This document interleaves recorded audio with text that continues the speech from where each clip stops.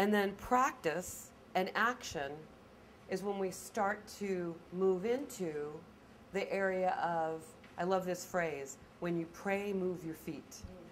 Have you heard that phrase? I love that phrase.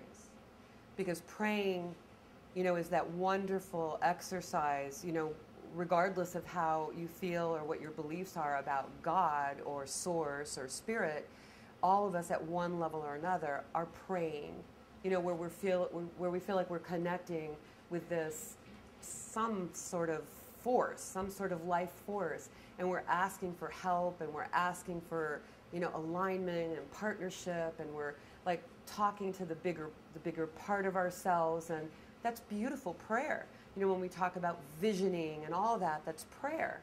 And it's I know some people who have maybe taken that concept maybe to an extreme place where that's really all they do is visualize and pray and pardon me? Hope. And hope, yeah. But when you pray, you want to move your feet. So that means if you want to meet somebody, you probably can't stay locked up in your house all day and all night. Praying and visualizing and writing, who this perfect person is going to be, and right? You probably need to create some sort of opportunity to meet people. So, action. And I wanted to put inspired action, but it didn't fit in the puzzle.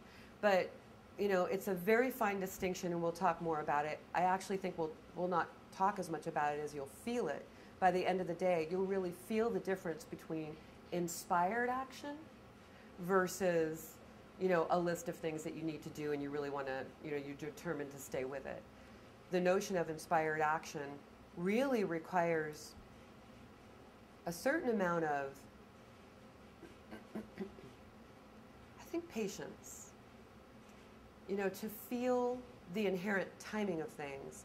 And we talked a little bit about this, Debbie Light, in our email conversation, that feeling of, wanting to create things and having a certain time frame about when you would like to have that be done.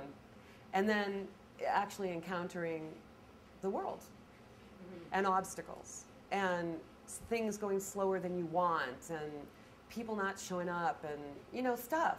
And it can be frustrating because it feels like, well, this doesn't match my vision, and this doesn't match my, what I'm putting out there, to create. And I really don't know how to characterize what that is, but it feels like it's a natural element in nature, which is a certain amount of randomness and chaos. It's not all like perfectly, everything isn't all completely figured out. And even if the universe is conspiring with you, it may be conspiring with you in a way that you can't conceive.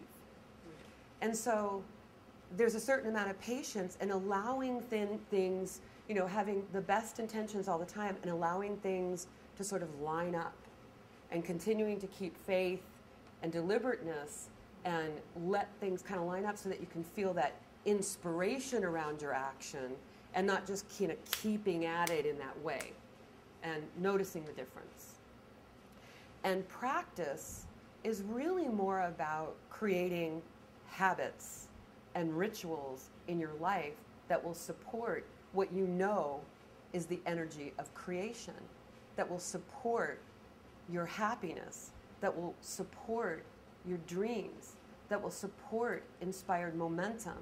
And we are going to spend all day long identifying practices that you could incorporate into the rhythm of your life that can keep that top of consciousness, that can help you keeping awareness top of consciousness, that can help you keeping choice top of consciousness, that can, just a habit and a rhythm in your life that will support that.